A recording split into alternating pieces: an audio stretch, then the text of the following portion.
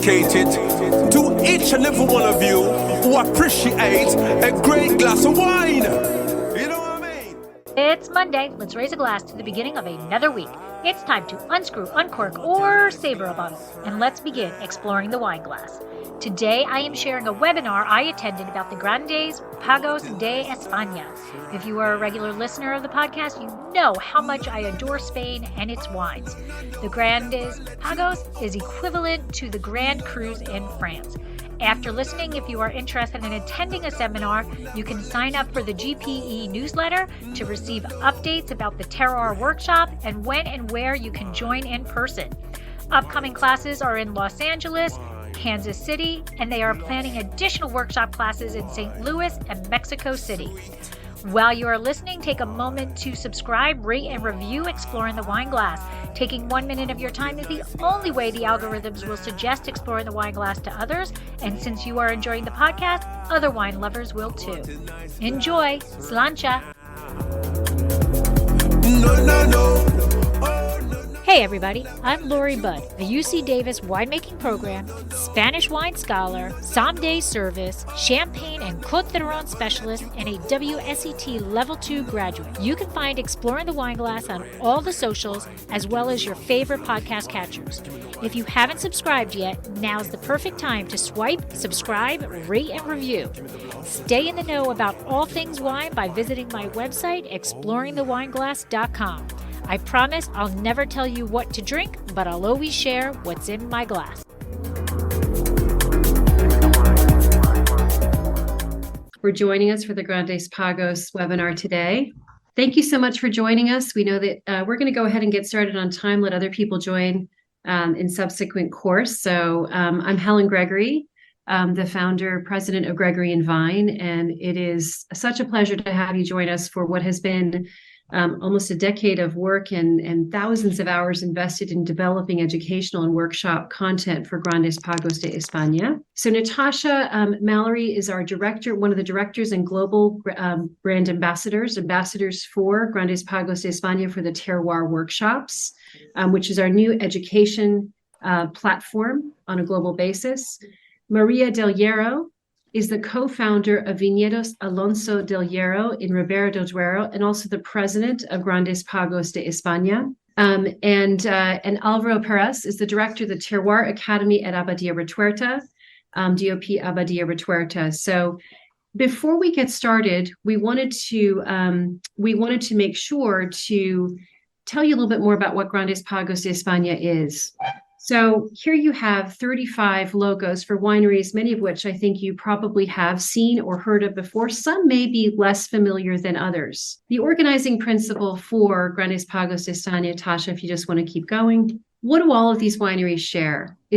Ultimately, it's a commitment to terroir winemaking, and not just terroir winemaking, but to the culture of terroir in Spain.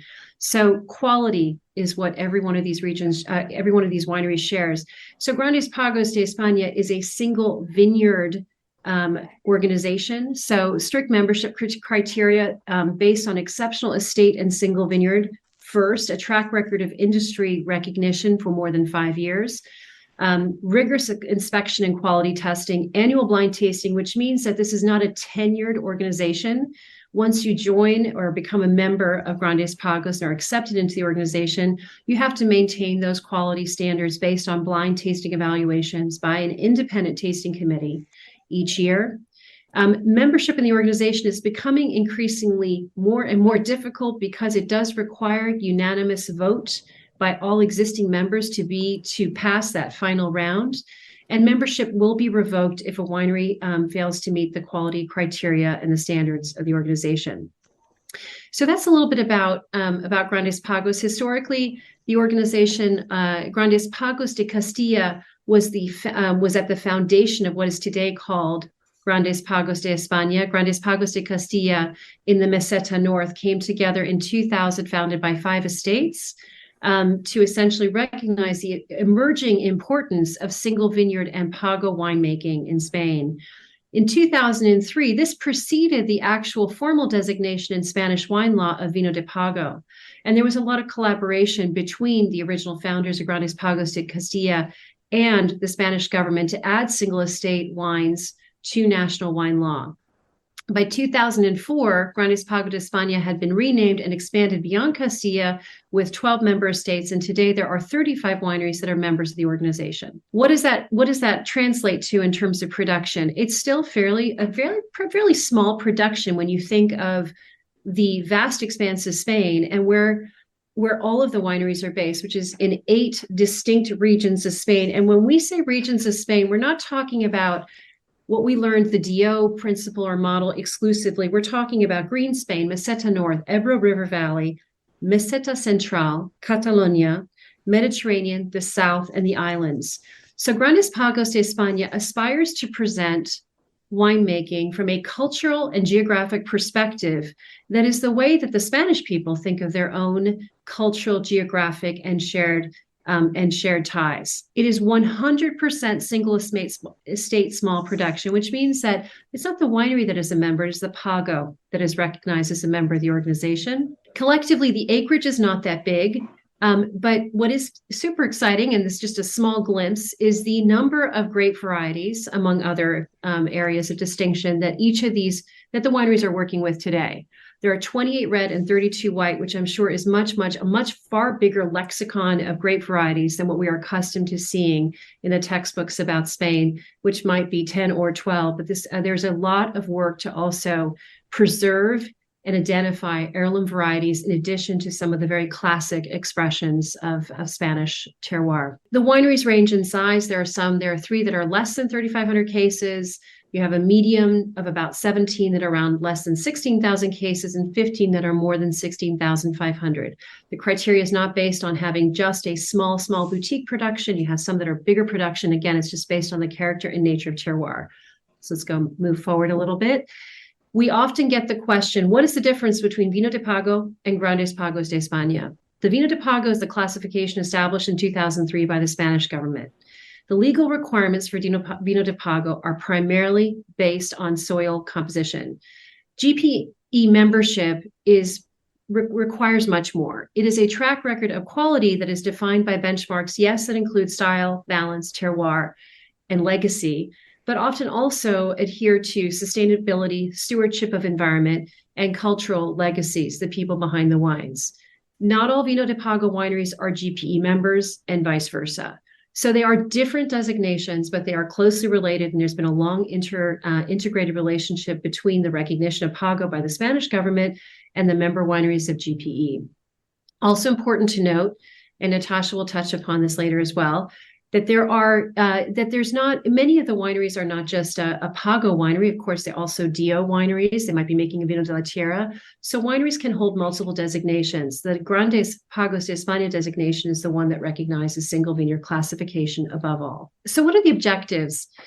The reason we wanted to come together today is that this has been one of the most exciting and busiest years of growth on a global scale for Grandes Pagos de España, and the primary driver of that has been education. This year in March, we announced the launch of the Spanish Terroir Workshop. The Spanish Terroir Workshop aims to essentially be an advocate for single vineyard winemaking from Spain around the world, and we are now launching all of our workshops in the United States. It is about an exchange of knowledge, not just with professionals, but also professionals in media, but also with consumers. Terroir Workshops launching soon already happened in LA, Miami, now in the Midwest, and in other parts of the country, invite consumers into the experience and journey that Spanish wine is for many, to impart information that maybe isn't classically being shared. For example, it's not just about the geography, which of course is so important to understand wine, but also the culture that is a driving force behind so many of the wineries. The wineries are committed to sustainability on many different levels. We all know sustainability is a big tent. Some of the wineries are biodynamic, some are organic, some are all have sustainability initiatives. At the conference we attended that included in this spring, that included the wine growers and viticultural teams, as well as the export directors and managers of the wineries. A huge touch point for all was climate change and responsiveness to climate change, the challenge that represents in Spain, of course, as it does around the world. And last but not least, it's about destination, tourism, and discovery.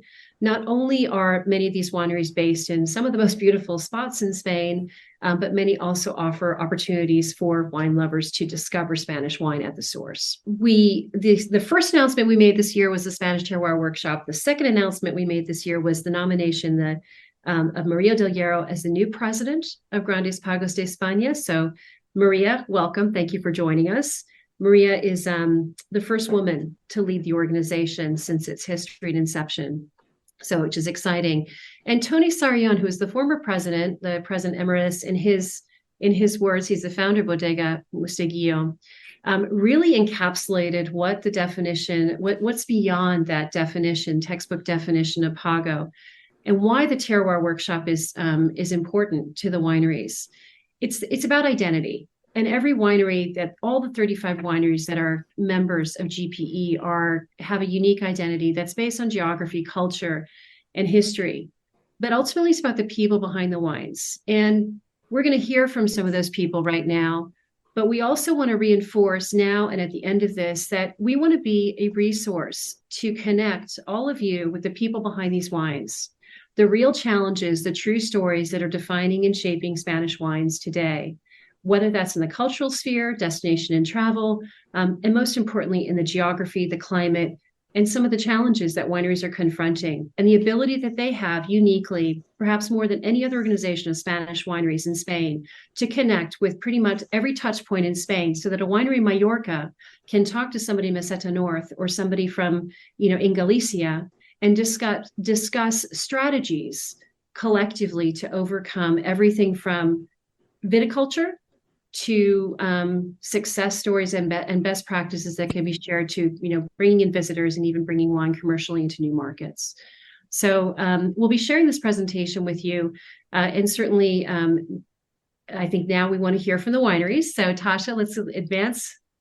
And I want to hand it over to Natasha to talk about the Terroir Workshop, but maybe just one slide just to show you what the Terroir Workshop is. So the Terroir Workshop is a collective, talk about human achievement, 35 wineries all through Spain came together to define a new organizing principle and paradigm for thinking about the terroir of Spain, the regions climatically, geographically, but also culturally that shape the true dialogue about Spanish wines today.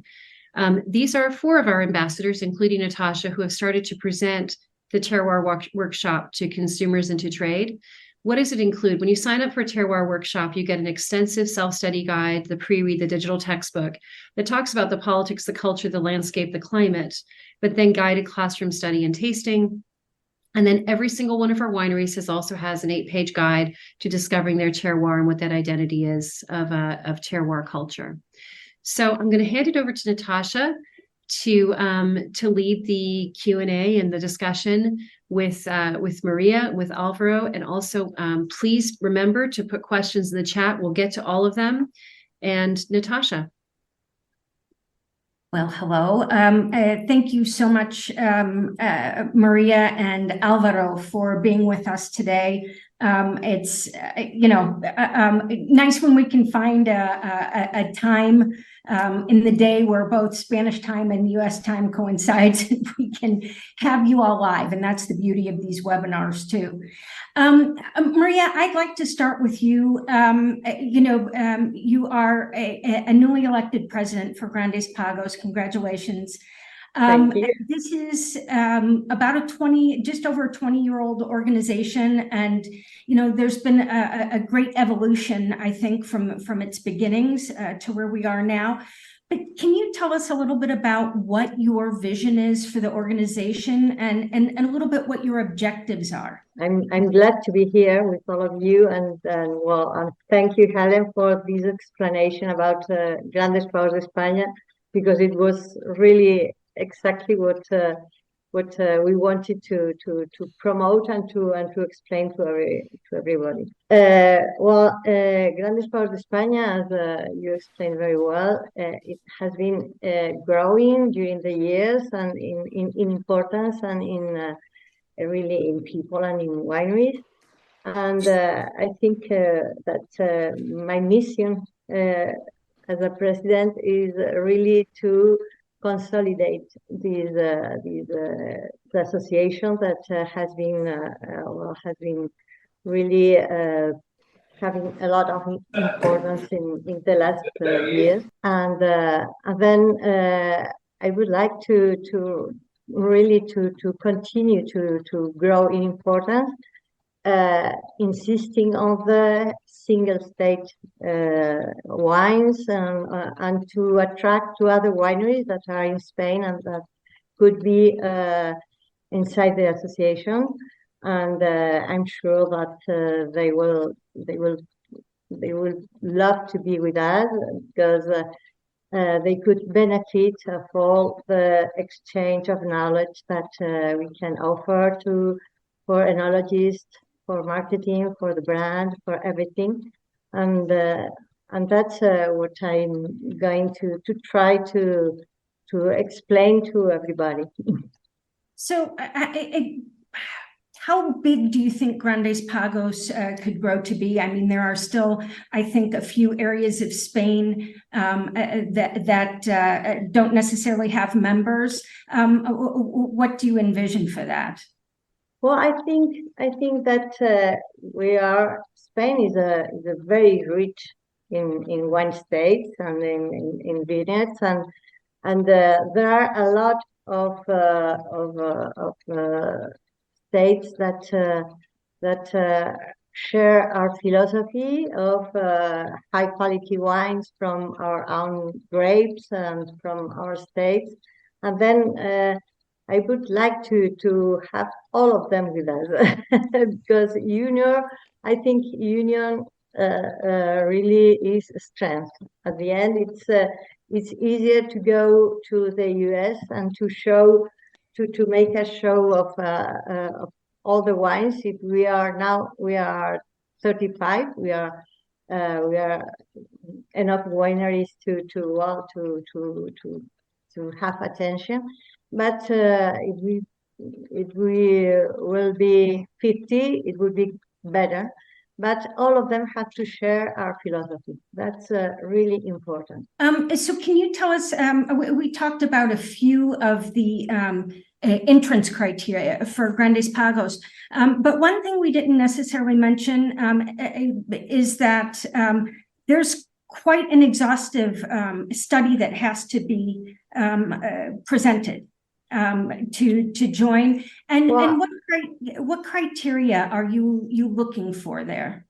Well, they have to be really consolidated wineries. They have to have been in the market during at least 5 years with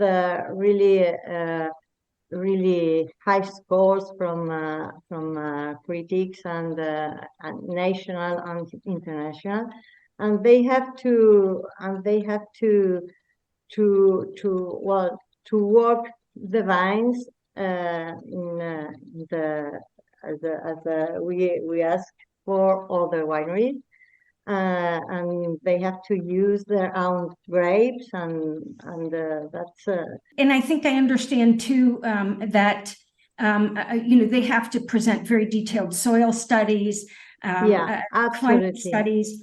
And then there's actually a committee of Grandes Pagos, which is comprised of both managers and technical people that go and do inspections, correct? Yeah, and at the end, we have a committee of expert tasting that they taste the wines and they say if the wines are good enough for being part of the association. And that's the final way to go.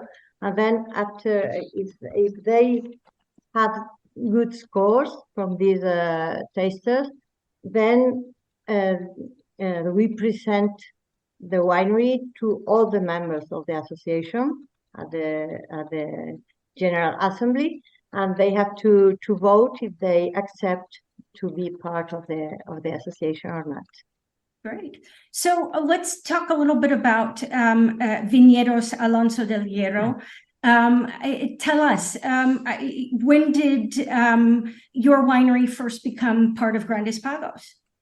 We created the Viñedos Alonso del Hierro. It was really my husband's dream. He wanted to create something by his own related to the wine, because we were really passionate by this world of wine, but we are not winemakers, or we weren't winemakers or agronomists, but it was our hobby.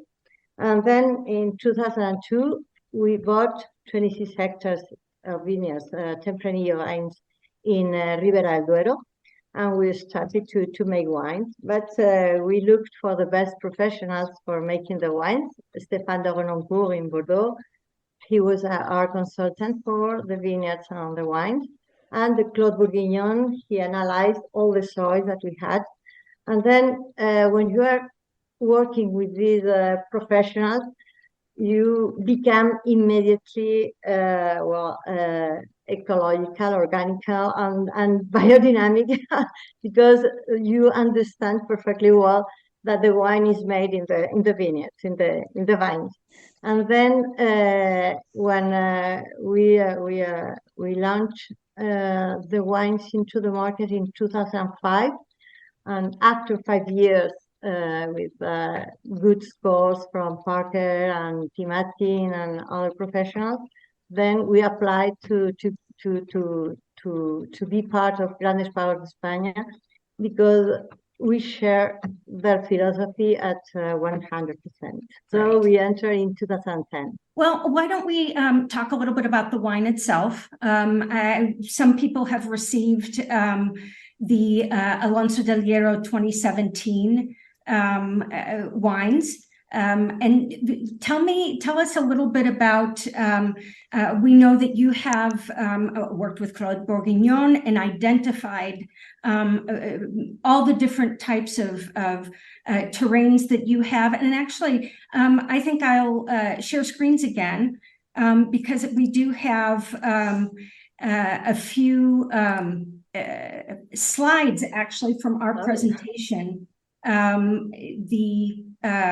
But we have a few slides from our, pardon me one second, from our Terroir Workshop that I wanted to share with you all. But in the meantime, can you, Maria, I know that you all have identified certain pagos, certain crus within your own vineyard. Yeah, we have the 26 hectares are divided in 4 big plots. All of them, the names are after our children, because everything at the winery is related to the family. And then when we made the study from Claude Bourguignon, we subdivided the 4 big plots in 32 small plots. And all of them are worked, depending on the soil, differently. And then we selected 2 of these small plots that they are small pagos, 2 of them for making the selection, the top wine that it's called, that is Maria, my first name, and with the rest of the small plots we make Alonso del Hierro, but we vinify separately by this type of soil. We make the final blend just when all the different plots have been aging in the barrels enough time. It's a bit like in Burgundy, and then at the end of all the different soils, the sandy soils, clay soils, limestone, when all of them have been enough time in the barrels, not the same time, then we blend and we make the Alonso del Hierro, the wine that we are going to taste today. So, so this is a reflection of really your entire vineyard, and you blend kind of the best parts of your entire vineyard. I did throw a few shots up there, and I would say that this is this winery is located in Roa, Ribera del Duero, so further east in the Ribera del Duero region, and it's a chateau style winery. Your vineyards surround the winery. which makes things a lot easier. And there's a lot of wineries, very good wineries in Ribera del Duero that source from various municipalities. But you obviously work with your vineyards that are right there at around the winery. And I think a question a lot of people ask, you belong to the DO Ribera del Duero, and you're very happily participate in the DO Ribera del Duero. So why do Grandes Pagos too? Well, I think it's independent one of the other. Ribera del Duero, it's a region, and I'm proud to be a part of Ribera del Duero wines. And but Grandes Pagos de España, it's far away. That is, it's more. It's a sign of quality. And Ribera del Duero, I think it reflects not the quality but the region. There are good, better. There are other wineries that have nothing in common with me. But in Grandes Pagos de España, we are a big family, and all of us, we share same philosophy. And that's very, very... I think I'll jump in and introduce Álvaro Pérez from Abadía Retuerta. And we can, I can find the slides here for Abadía, and we can take a look real quick about at those slides. But Álvaro, can you tell us first a little bit about Abadía Retuerta? It's a very, very old property that has been brought back to life. Is as old as from the 12th century. It was in 1146. Some monks decided to build a monastery right upon the conquer of the land that the Spaniards did to the Moors, who invaded us, and they settled up several monasteries around Castile, and this is one of it. Obviously, the site, the enclave, is quite interesting. Is around the Duero River. We are located in the heart of the Duero Valley. The Duero River is the same river that flows to Porto, Portugal. We are way upstream. That means that we are obviously high in altitude. And I sometimes say that we are one of the oldest wineries in Europe, because there were wine and vines since the 12th century, because these monks were coming from France and brought their stocks with them and their vines. And what we are just trying to do right now over these past years is trying to recuperate this tradition and this legacy to the property. And I believe we are, without sounding pretentious, we're doing a good job. And the monastery has been converted into a 12th century, into a 5-star hotel. And there's a 1-star Michelin restaurant also. So wine tourism is a key asset for our property. And sometimes I say that this is the most splendorous times for Abadía Retuerta, but we still even have room to improve this now. So basically, we brought back basically into the landscape the pine trees, the vineyards, and the historical building, and that's around our 700-hectare property, which I always define as a forest with some vineyards.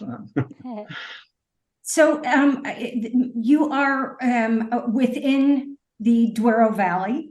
Mm-hmm. You are west of Maria, following the Duero River. But yet, Abadía Retuerta was outside of DO Ribera del Duero for many years.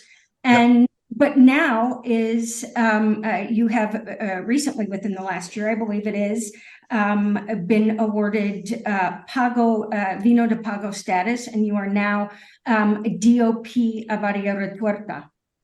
That's right. Yes, we have our own DO right now. we were granted last year. We've been working on that for many years, but yeah, we basically wanted to stand out the way we were working in Abadiatuta for many years.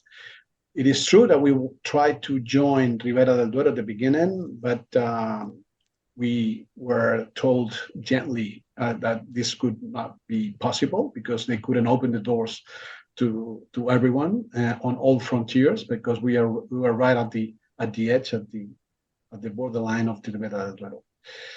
And now we continue to do the things as we think we should do, with basically maintaining the style of our wines, so that the wines or the label, the one which is behind the label, can tell vintage after vintage that it's coming from this place, the essence of the place. Yes.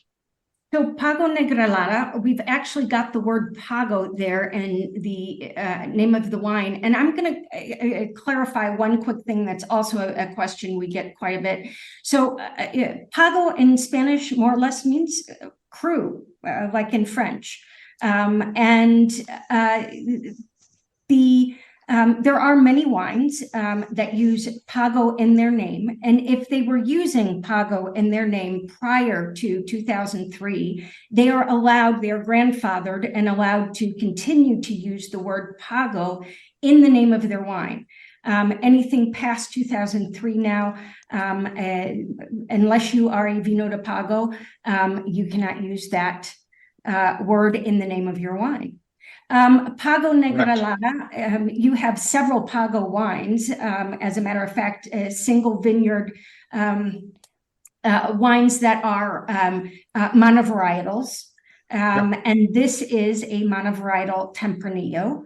Can you tell us a little bit about how your terroir is reflected in this wine? And now, a word from our sponsor. Did you know that Dracaena Wines has a wine club? We named it the Chalk Club. Draco is on our label, but Vegas was getting a bit jealous, so we decided he deserved to be our wine club spokesdog. In Las Vegas, betting chalk means that you are betting on all of the favorites, and we're gambling that once you taste our wines, we will become one of your favorite wineries. The club is simple, yet a bit different than most. We don't ask for a lot of commitment like others do. Choose between 3 tiers, the Sweet 16, where you will receive 3 bottles twice a year and get 15% off all orders. Sign up for the Elite 8 and get 20% off all orders and receive 4 bottles twice a year, or make it to the Final 4 and receive 6 bottles twice a year, as well as receiving 25% off purchases. All tiers receive discounted shipping, are customizable, and are eligible for unlimited referral bonuses. Add $15 to the bank for each person you refer. Head to www.dracaenawines.com to use the link in the show notes to find out all the Chalk Club has to offer and to sign up. We've stocked the odds so that you can get our award-winning wines without breaking the bank. Well, we do a lot of research in terms of viticulture and winemaking over the years. We've learned a lot. We got much more experienced. And vines are getting, more and more adapted to the place. And what we have learned is that now with the climate change, there's several pagos or plots that are better suited to certain varietals.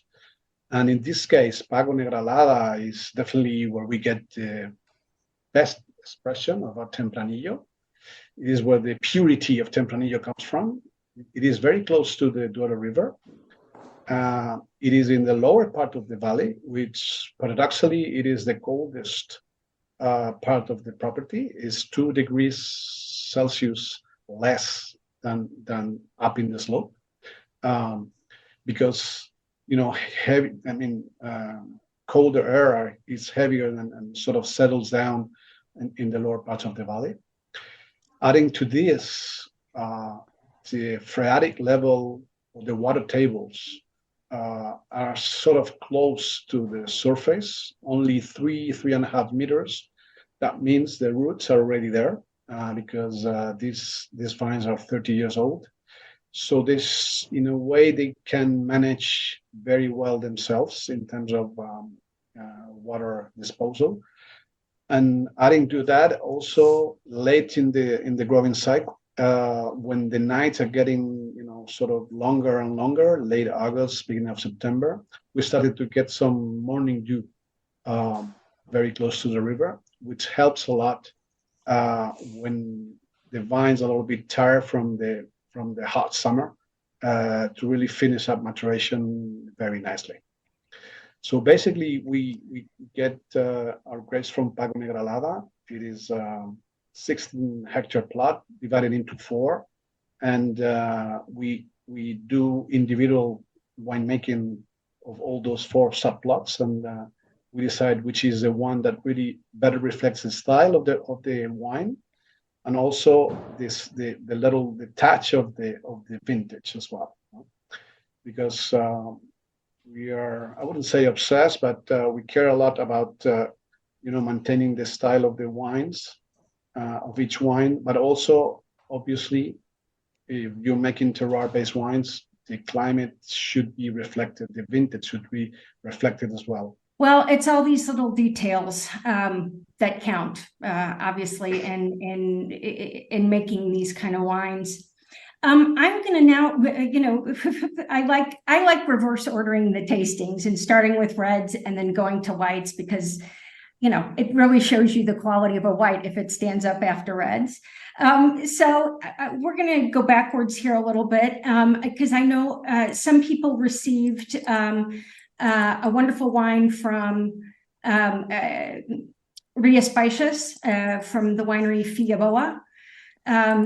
So we're going to, I was going to back up here and talk about that property. It is right on the Rio Minho there, right on the border of Portugal in Rías Baixas.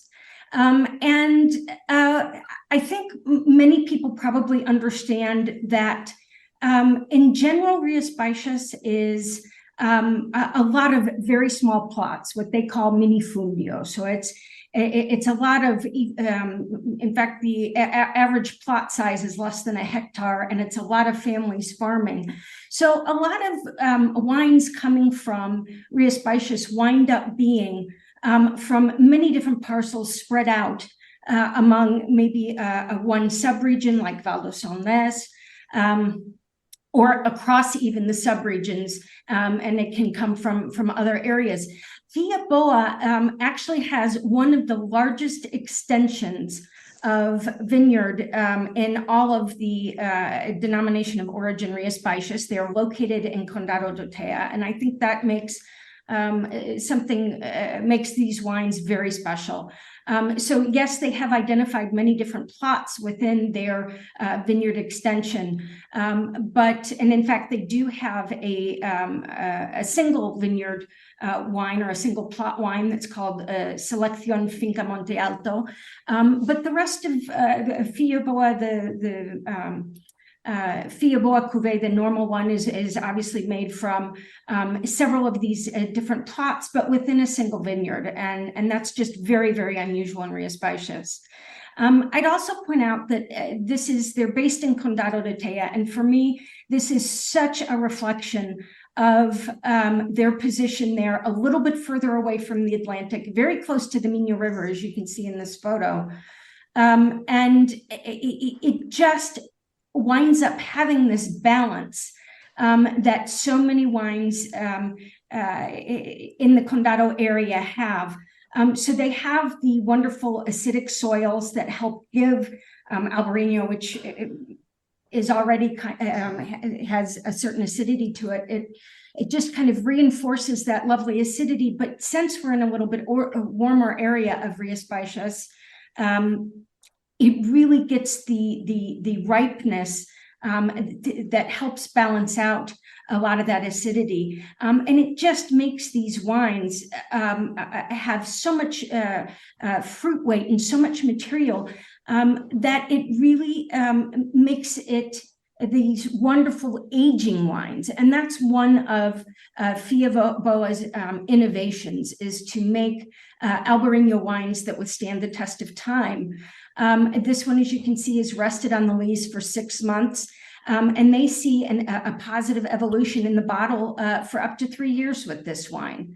Their Selección Finca Monte Alto, the recent vintage of that had 24 months on the lees, and it doesn't see any oak.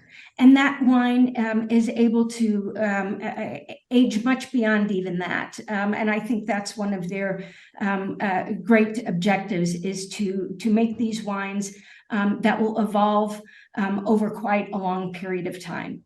And that's just, they're one of the first wineries in Rías Baixas to have started experimenting with this. Isabel Salgado, the winemaker, is really skilled with using the lees to get these results, to get the complexity in the wine. And obviously the lees also give the wine a stability that allows it to age. You can see also, obviously, Rías Baixas known for their extremely wet and rainy weather. They have the granite, sandy, textured granite soils that allow for the drainage that's necessary. And they also cultivate a good part of their vineyard with the para, the pergolas that hold the vines 2 meters up off the soil to allow good wind circulation, keep the vine health, and of course to expose the grapes horizontally to the sun. So I hope everybody will get a chance to try Fiaboa, an absolutely splendid, very, very varietal Albarino. And then we can talk about Valdespino, and we'll take a trip down to Jerez. You can see this big white patch on the map there. The Albariza soils in concrete. Here we go. This is actually a photo of Marcharnudo Alto, the higher part of the Marcharnudo vineyard. This is one of the most famous vineyards in Jerez. It's been identified as a very special vineyard for centuries. And Valdespino is one of the very few wineries that have vineyards within Marcharnudo. So this vineyard is very much like in Bordeaux. There are multiple owners and cultivators within the Marcharnudo vineyard. And Valdespino is one of the last or only wineries in Jerez making a single vineyard fino and amontillado. And they are the only ones that are barrel fermenting their wines. So this fino is barrel fermented, obviously comes from this single Marcharnudo plot, this absolutely beautiful Albariza soil. And what's so special about Marcharnudo Alto is also its orientation. So it is facing south and west. So it's more orientated towards the Atlantic part of southern Spain rather than the Mediterranean part. So the warm winds come from the Mediterranean and really add fire to the situation, adds fuel to the fire of the heat that they have down in Andalusia, whereas the cooler winds that come from the Atlantic help cool the vineyards down. And that's what makes this parcel so special. The other important part of Valdespino is their velo de flor that these finos and that their wines are aged with. That is very much a part of their terroir. Barrels, the botas that are used for the aging, for the soleras of the fino are so impregnated, as is their almacén, their warehouse where they keep the barrels, and that is they have their very own very special cultures that create this velo de flor. In fact, it is such a robust velo de flor that it is able to live for 10 years, and there are not very many velos de flor that can last that long. And in fact, it this Fino does have typically 10 years of soleras and criaderas, which is so much more than the 2 or 3 years that most Finos have. And because this velo, they have this velo lasts for so long that it dies eventually on its own for lack of nutrients. And then they don't actually have to add or encabezar their Finos to become Amontillados. So that's very special. Both the Fino and the Amontillado from Valdespino are Grandes Pagos wines, since they are a single vineyard from Martornudo. So as you can see, it's just a very singular vineyard and a very singular wine that we have from Valdespino. So Tasha, I just want to take a minute because I know we're just about to go into some talk about some trends, but there was a question in the chat. They do not all have to have the same soil composition. I'm just going to go ahead and say absolutely not. As you can see, it is not about soil composition. It's about the expression of terroir. So the soil compositions from Albariza to the granite soils of Albarino to the wonderfully complex soils of the Meseta North are all going to be very different. So so the Pago designation is not about a singular type of soil. It's about the expression you get from that particular vineyard. And of course, soil is a big part of that.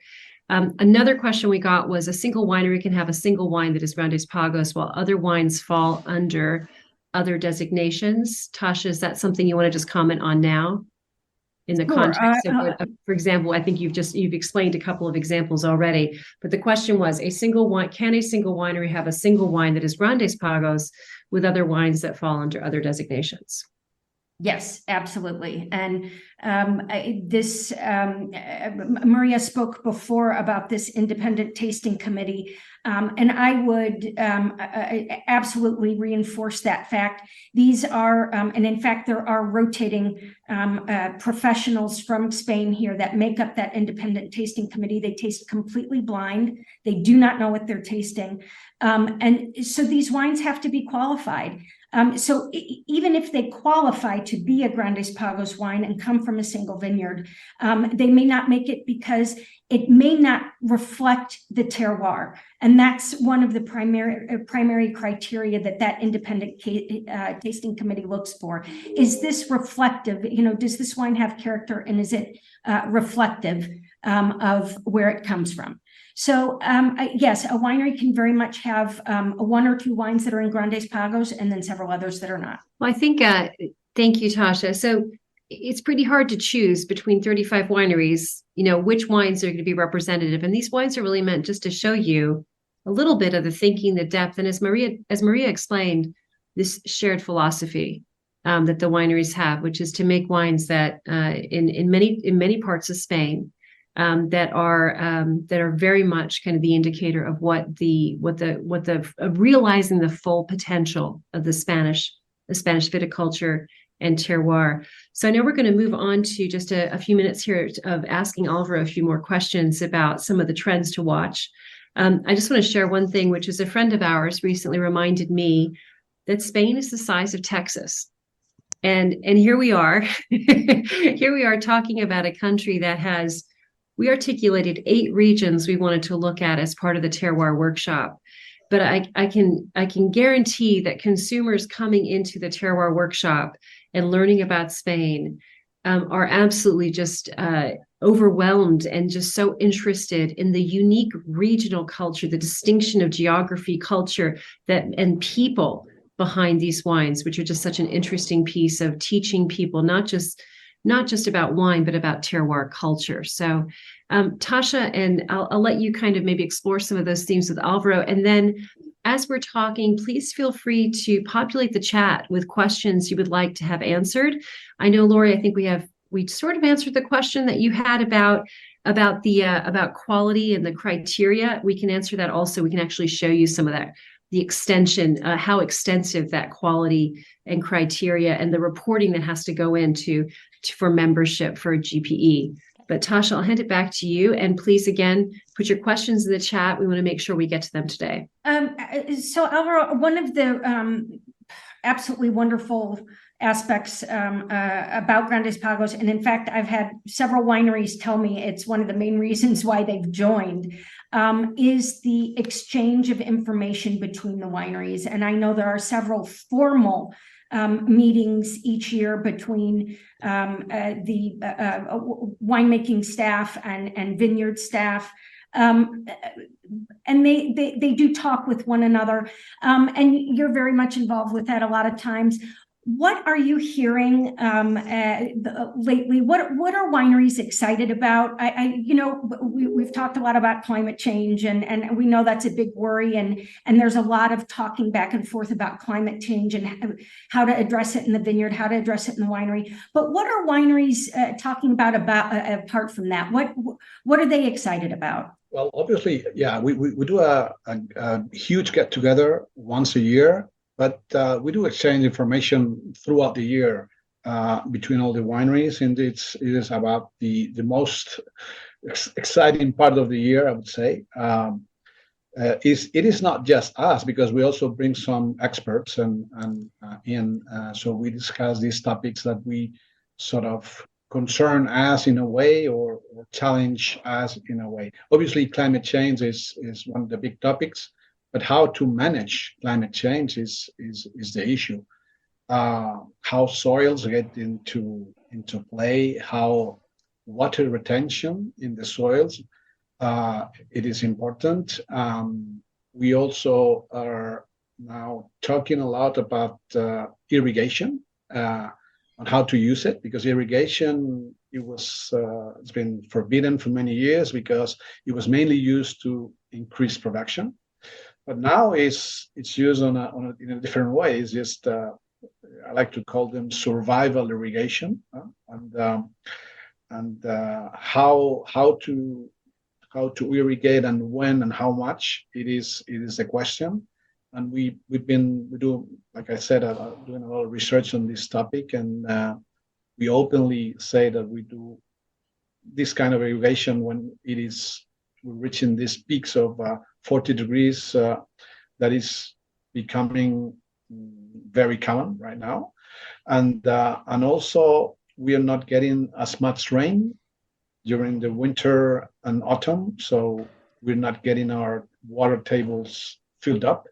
So we are now also developing a new style of irrigation, which is, I call it sustainable irrigation, which is taking advantage of the water from the Douro River in February, March.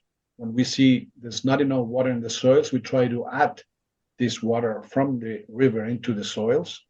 And why sustainable? Because this water eventually will probably run down through Portugal into the Atlantic Ocean. So at the end, we're taking advantage and trying to use this water before it goes into the ocean.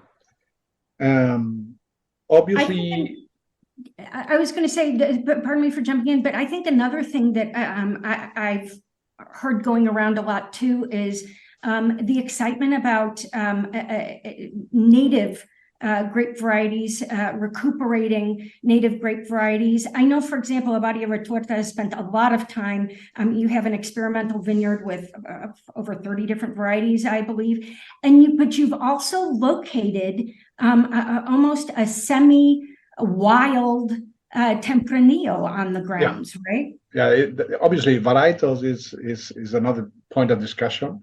Actually, we ended up in the last meeting without call them native, but local, because at the end, that's right. Because at the end, it is what really performs well in your terroir.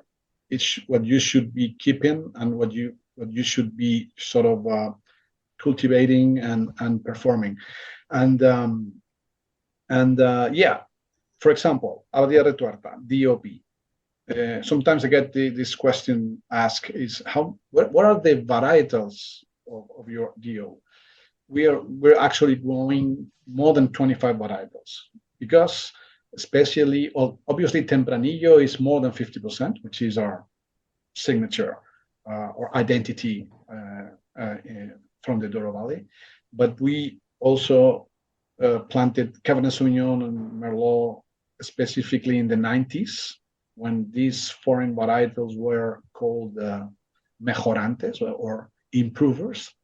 But now all what is coming from outside is something that is not wanted. Huh?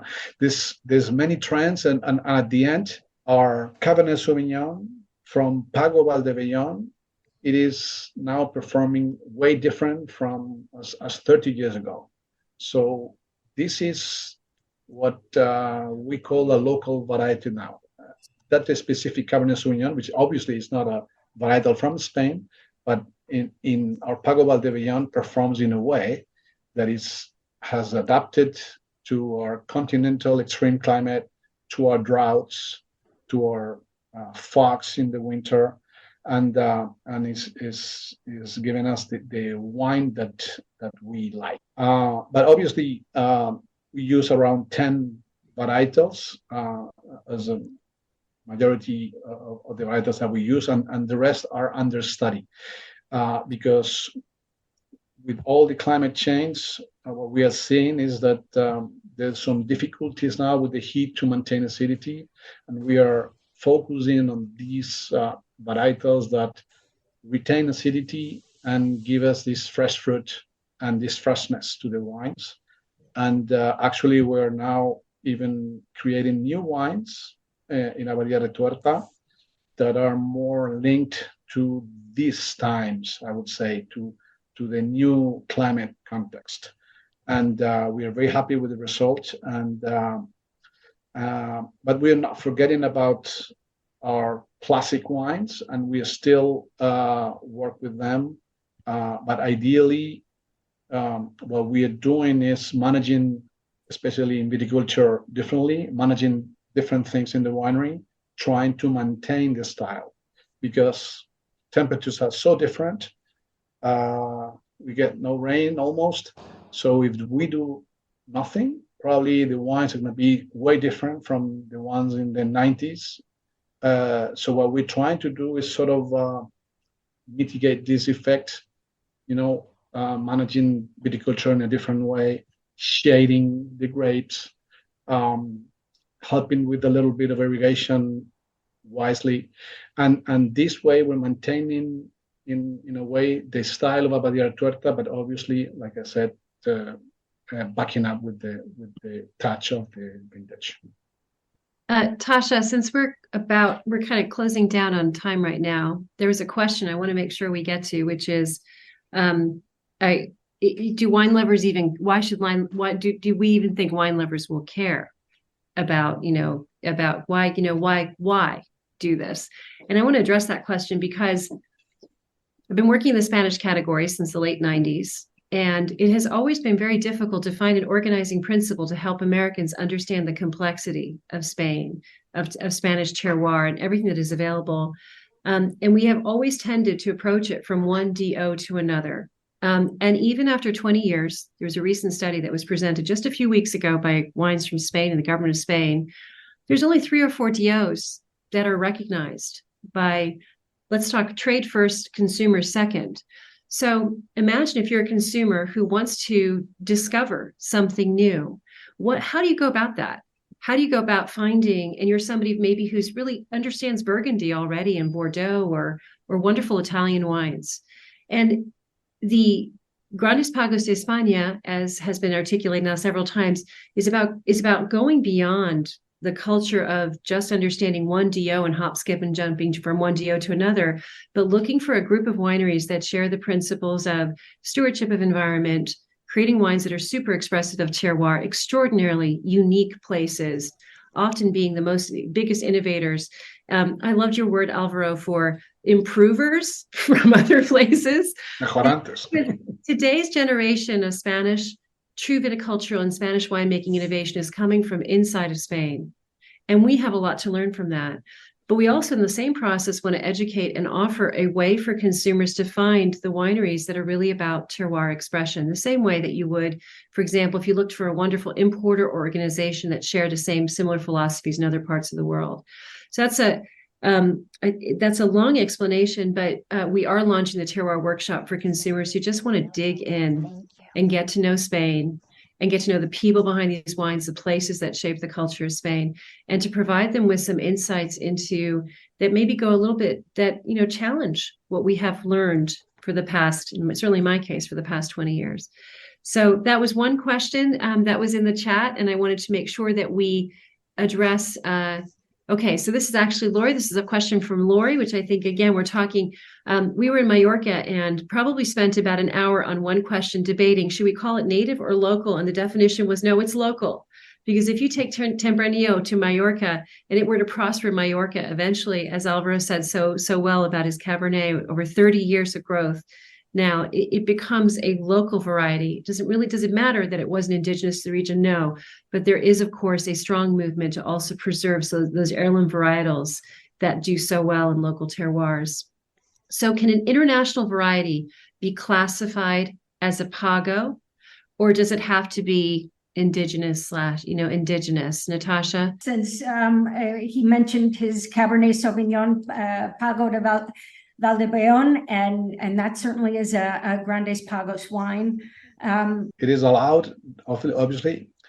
Actually, you can grow in Spain grape varietals that are approved to grow in Spain, which is no more than 100 reds and less than 80 whites. So not that many if we compare to all the varietals that we have, the worldwide. But I think you can use whatever you think it is suitable for your wines and your style. There's another interesting question here about Tasha. I think this comment from John came when you were mentioning that how certain the label, can have the term Pago in it, pre-2003, if that was used for the description and protocol labeling of a wine. And the question was, how do you tell if that wine is part of Grandes Pagos? There's a huge confusion here, and even for Spaniards. This law came in 2005, I think, and the thing is, they created the Pago designation, which is basically like more linked to territory, usually for a single producer, DO designation. And then the wines that were using the term Pago before the law was created were allowed to maintain their status, to keep on maintaining their brands that they were registered before the Vino de Pago as a law was registered. So there's many wines that are not classified as Vino de Pago or no DO, like Pago Capellanes, Pago Carravejas, but they're not either into the Grandes Pagos de España Association, which is another thing to add a little confusion to, because Grandes Pagos is a private association, and you don't have to be a Vino de Pago to be inside the Grandes Pagos. You can even be an IGP or Vino de la Tierra, or just Dio Rioja or Dio Rías Baixas. What you need to do, to have as a wine to become part of Grandes Pagos is first to be approved by all members, and then share this terroir philosophy to produce wine. I think that's such an important point, but there are some conversations happening within Grandes Pagos de España about ways to obviously promote who the members are. The same way as if you would turn that label over and say, oh, I absolutely love this importer and what they stand for, and this is going to be a good wine even if I haven't had it before. There is, yes, or this would be a wine I know what the philosophy is because I know who this importer is. So this is a work in process for us. Our Terroir Workshop is very much about spreading, the gospel of single vineyard and terroir winemaking from a Spanish perspective. And I will note that is not typical. That is not how we have approached Spanish wines historically. And Maria, I think I don't know if you wanted to just kind of comment on that, but this is something that you have been so, really kind of clear about in terms of really projecting this image of identity through terroir and what people and the anticipation of what that wine can be. I always say that for me, the name Grandes Pagos de España, the meaning in Pagos of this name is really the terroir. It's Grandes Terroir of Spain. Mm-hmm. And then that's not the legal term of Pago in Spain, but just the terroir. All our wineries, all our state, all of them have the wines from their own terroir. And that's what we can explain to everybody, that it's really the most important thing of Grandes Pagos de España is really the diversity. You can find other states absolutely different. You can have the own pagos like Abadía Retuerta, other states that own to Ribera del Duero or to other regions, but all of them share the quality, and all of them share their personality. Their wines reflect the soil that where the wines were cultivated, and then that's I think it's the really the most important thing to explain to everyone. I think with that, we're going to wrap it up, but also just remind everybody that we are here to respond to questions and to connect you with these fantastic wineries. We have all barely scratched the surface of what these 35 wineries have to offer. But at any point, if we can support your search for information and connect you to the talent behind these wines, especially, and to the wines themselves, please let us know. Our terroir workshops are so exciting. The consumer response has been wonderful.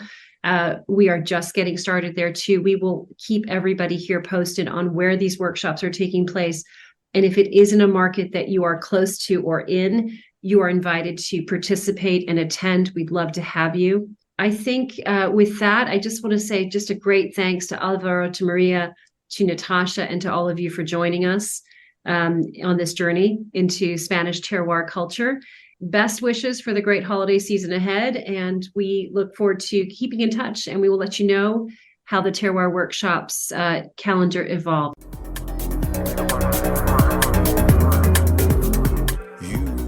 This has been another episode of Exploring the Wine Glass. Thanks for listening. If you have suggestions on what topics you would like me to discuss, please reach out on social media. You can find me on Twitter, Instagram, and Facebook as Exploring the Wine Glass. I am also on LinkedIn as Lori Hoyt-Budd. Of course, you can always email me at exploringthewineglass@gmail.com and sign up for my newsletter at exploringthewineglass.com. If you enjoyed what you heard, please rate, review, and subscribe to help others find me more easily. And most importantly, tell your wine-loving friends, because if you like the podcast, they will too. Podcast music is Wine by Kevins. Until next week, slancha. Oh, no, never let you go. No, never let you go. I want your last glass right now. I'm on keeping for my friend, I'll tell you. There is always time for a good glass of wine.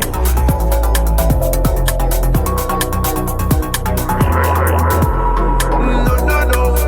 Oh, no, never let you go. No, never let you go. I want a nice glass right now.